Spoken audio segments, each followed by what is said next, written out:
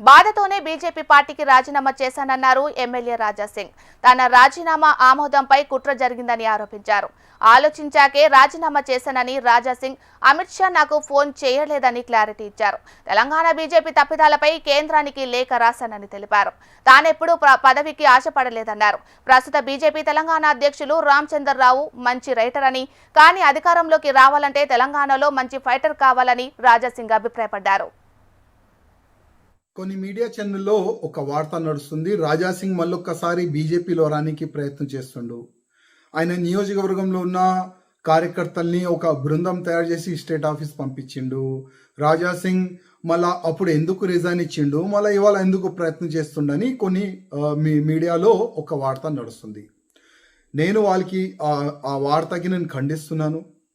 నేను ఎప్పుడు కూడా నా పార్టీలో మళ్ళొక్కసారి రానికి నేను ప్రయత్నం చేస్తున్నాను, అట్లాంటి నేనే ప్రయత్నం చేయలే ఎప్పుడు కూడా.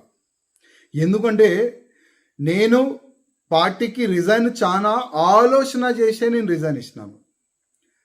నా మనసులో ఉన్న మాటలు, ల్యాక్స్ ఆఫ్ కార్యకర్తలు మనసులో ఉన్న మాటలు ఎప్పుడు నేను కేంద్రం వరకు నేను చెప్పను, కేంద్ర అధికారులు ముందు నేను చెప్పను, అప్పటి వరకు నేను ఆలోచననే చేయను బీజేపీలో రానికి.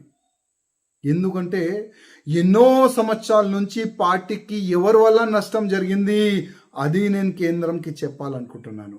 చాలా మంది కార్యకర్తలు లైఫ్ ఇచ్చేసినారు భారతీయ జనతా పార్టీకి. ఆ కార్యకర్తలకి ఏ విధంగా పక్కా పెట్టేసినారు ఆ మాటలు చెప్పాలనుకుంటున్నాను కేంద్ర అధికారులకి. ఇవాళ వేరే పార్టీ ఏడ్చిన తర్వాత బీజేపీలో చేరుకున్నారు. రిస్క్ తీసుకొని వాళ్ళతోని ఎంత అన్యాయం చేసినారు వాళ్ళ గురించి చెప్పాలనుకుంటున్నాను కేంద్ర